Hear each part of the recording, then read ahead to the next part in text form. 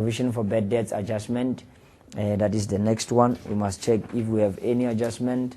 Remember, provision for bad debts adjustment can either be expense or income. So let's check. We have adjustment E. Adjustment E, it says provision for bad debts must be adjusted to 5% of debtors. So we'll firstly check our debtors. That is our debtors control from the trial balance.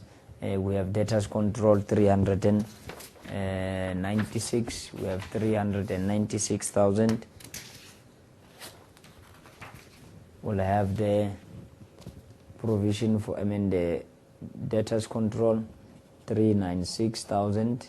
They say it's 5%. They say there is 5% of debtors. So when you calculate provision for bad debts, you must first check just before the adjustment if there is any adjustment on bad debts, so that you must first subtract the bad debts from the trial balance. So we'll say from the adjustment, 396.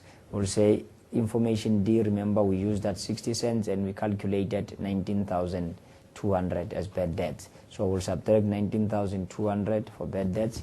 Let's quickly calculate that.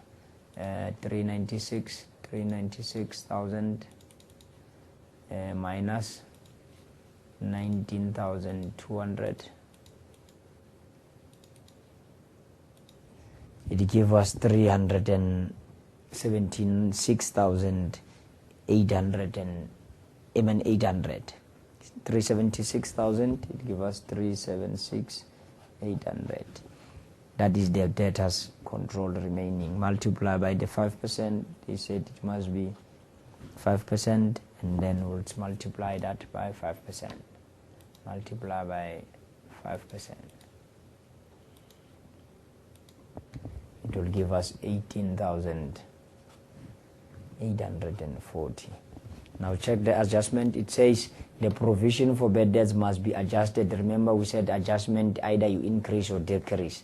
This time it said it must be adjusted to 5% of debtors. So you are supposed to calculate first the 5% of debtors. Remember, we don't just take the debtors control, because we are looking for the outstanding debtors. So we must take the amount of debtors control from the trial balance. We subtract the bad debts from the adjustment. We get the figure. We multiply by the 5%. We get 18,840. But because they said it must be adjusted, we must first check if there is something that is given on provision for bad debts that must be adjusted, that must be changed to 18,840. Let's check provision for bad debts as given. There it is 18,000 as given from the trial balance. So check there. We have calculated 18,840 minus 18,000. It means the 18,000 must change to 18,840. For 18,000 to be 1840, it will have to increase by 840. If it increases, it means the difference will be part of your expenses. Let's check then provision for bad debts there. It will be 840. 840 for bad debts. Provision for bad debts adjustment. Now remember, we also said there are also expenses that will not be covered on the trial balance that you also need to check. Every time you see adjustment G, whereby the asset is sold, you must remember what we have done in grade 11, that is asset disposal. We must first calculate whether after selling that asset we got a profit or we got a loss. So we must calculate either profit on sale of asset or a loss on sale of asset. If it's a profit, it means it will be part of the operating income. If it's a loss, it will be part of the operating expenses. So if you check there, if we think of the asset disposal account, let's check. If we want to do the asset disposal, on the debit side we need to have the cost price of the sold asset, that is 235.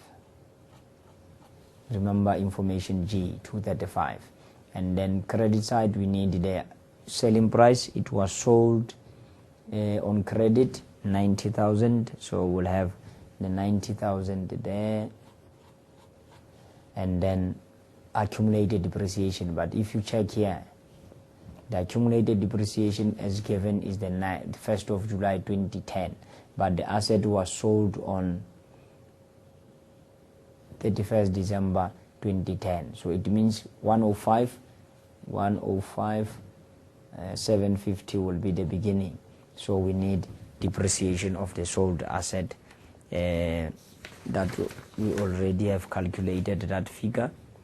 Remember, we calculated that the figure of the sold asset there as 235 multiplied by 15 over 100 multiplied by 6 over 12, we got 17,625 as depreciation of the sold asset.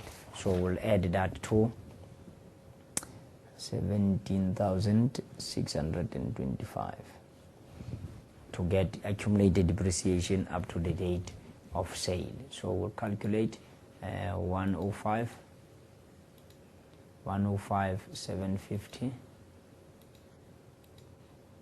plus 17,625 will give us 123,375. That is accumulated depreciation of the sold asset. So we must compare. We must check which side is bigger. 235, obviously it will be more than 90 and 123, because 90 plus 123, let's check, plus 90,000, it gives us 213. So it means 235 is more than the side. So we'll say minus 235.